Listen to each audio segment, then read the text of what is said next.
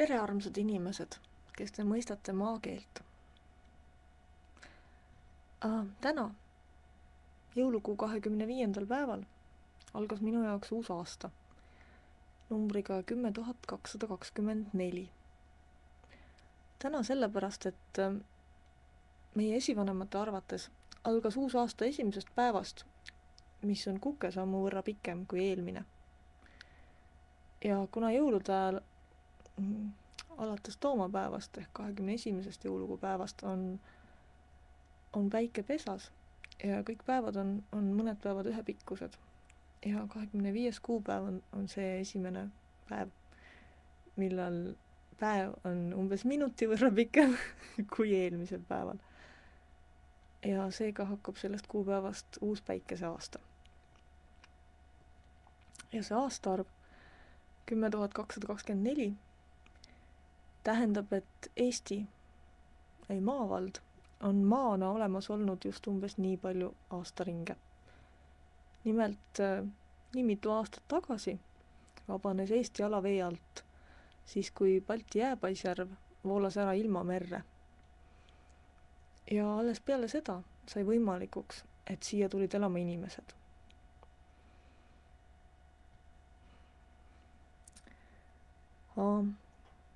Praegusel ajal on nii, et kui sa tahad kuulda mõnda lugu või jutustust, siis kõige lihtsam on minna raamatukokku ja laenutada raamat ja lugeda see läbi. Või minna poodi ja osta raamat või film.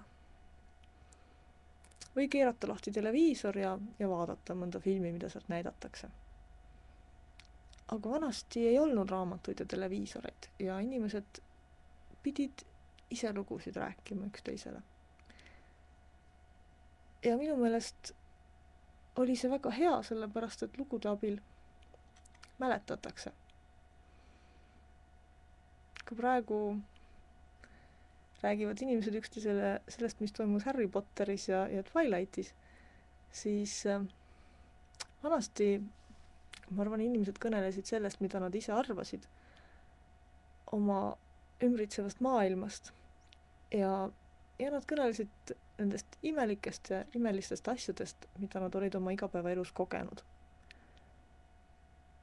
Ja need asjad ei olnud sugugi vähem fantastilised kui nii mõnedki raamatulood, mida te tänapäeval lugeda võite. Ja ma arvan, et väga paljud tänapäeval hästi kuulsad ja levinud jutustused on tegelikult väga palju ainest saanud just nimelt nendest vanadest rahvajuttudest, mis ühes või teises kohas levinud olid.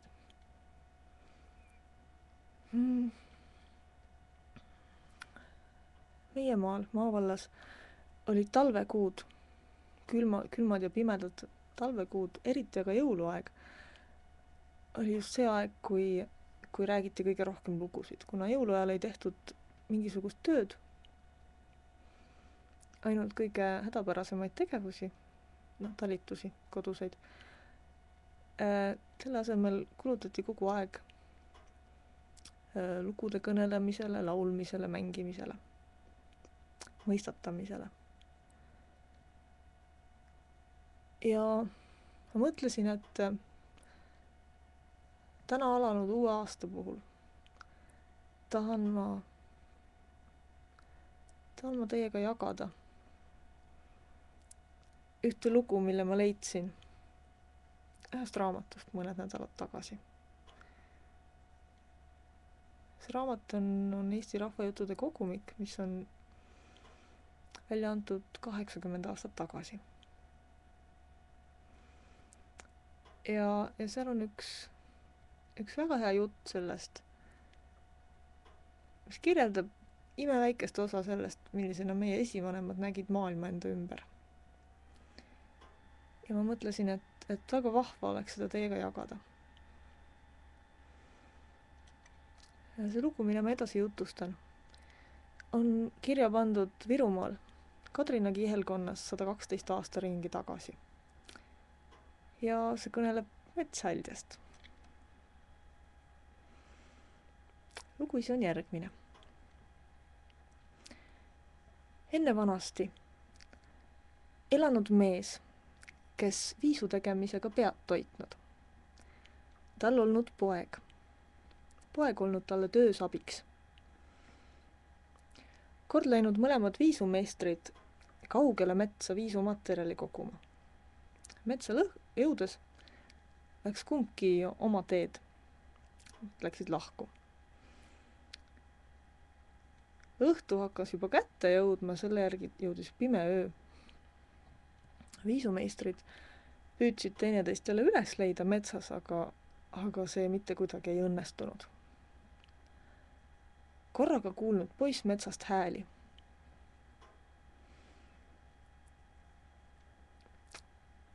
Ta võttis südame rindu, läks häälte poole.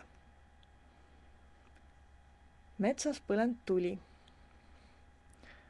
Tule ääres istunud hirmsa näoga vanamoor, nuttev laps süles. Viisumeistri poiss läinud julgesti vanamoori juurde tule äärde. Heitnud pikali maha, et soojendada, sest ööpimeduses oli võimatu isa üles leida. Viimaks hakanud vanamoor sööma. Söönud ja kussutanud last ja andnud tüki suitsukalaga viisumeistri pojale. Poiss võtnud küll kala vastu, aga pole hakanud teda sööma, vaid pistnud põue. Jäänud edasi tule äärde küljeli kuni uinunud magama. Läbi une kuulnud veel lapse nuttu ja vanamoori kussutamist. Hommikul ärganud poiss üles. Tulest, tule asemest ja nutvast lapsest ega vanamoorist ei olnud enam jälgegi järel. Ja poiss saanud aru see peale, et see oli metshaldjas, kes seal tule ääres oma last kussutas. Ta tõusnud üles ja hakanud minema, leidnud õige varsti tee ja jõudnud koju, isa olnud juba ennem kodus.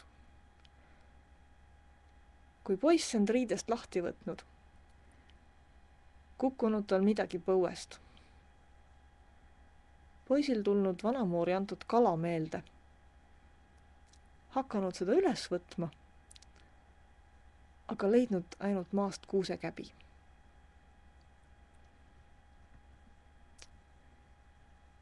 Vaat selline lugu metshaldjast.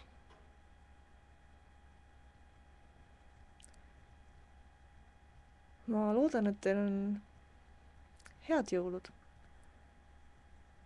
ja neile, kes tähistavad uut aastat veidi hiljem, ehk teile soovin ma head vana aasta lõppu. Neile, kelle jaoks uus aasta on täna, soovin ma head uue aasta algust. Ja lugude kõnelemiseni.